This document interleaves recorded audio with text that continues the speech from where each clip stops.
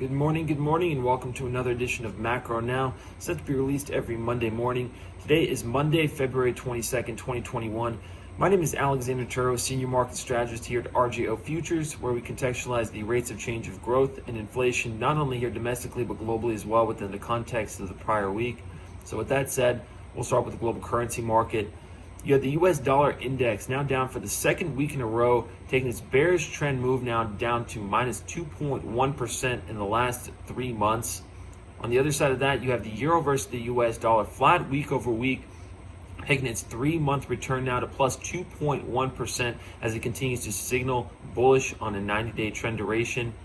You have the yen versus the US dollar continue to break down another minus 0.5% last week, to now down minus 1.6% in the last 3 months as it continues to signal bearish on a 90-day trend duration.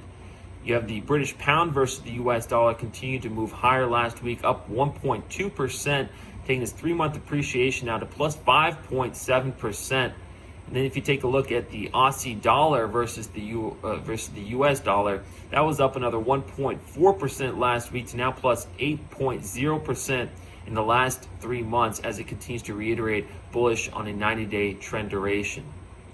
And so on the back of the down dollar, you have commodities continue to reinflate as you have the CRB index inflated another 1.8% last week to now plus 21.7% in the last 3 months. Breaking that down a little further, you have the copper inflated another 7.6% last week to now plus 26.4% in the last 3 months alone. Corn and the agricultural space, that inflated another 1.0% last week to now plus 26.2% in the last 3 months. And if you take a look at WTI oil, that is taking its trending 3-month gain now to plus 40%. And moving along now to U.S. equities and sectors. If you had been long deflation or duration up at this point, you may have missed the move. As you take a look at long energy and financials, they continue to inflate another 3.4% and 2.8% respectively. And on the other side of that, you have something like utilities and consumer staples. Those continue to deflate another 1.9% and 1.1% respectively. And certainly a lot of this is being perpetuated by this breakout in long-term interest rates, whereas if you had been long something like gold now, that was down another minus 2.2% last week, taking its now 3-month loss down to minus 4.4%, as you have the 10-year yield continue to ramp higher, up another 13 basis points last week to now plus 51 basis points in the last 3 months.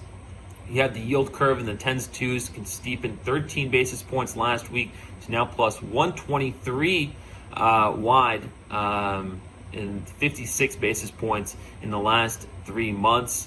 And then you have high yield continue to collapse in kind, down another 4 basis points to a new cycle low of 3.19%. That's now down 103 basis points in the last 3 months alone.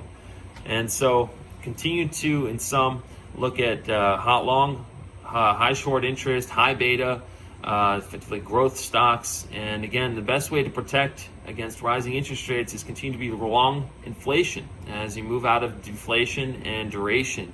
So if you have any further questions or would like to follow up, please feel free to reach out to me directly. Otherwise, thank you for listening and keep your head up out there.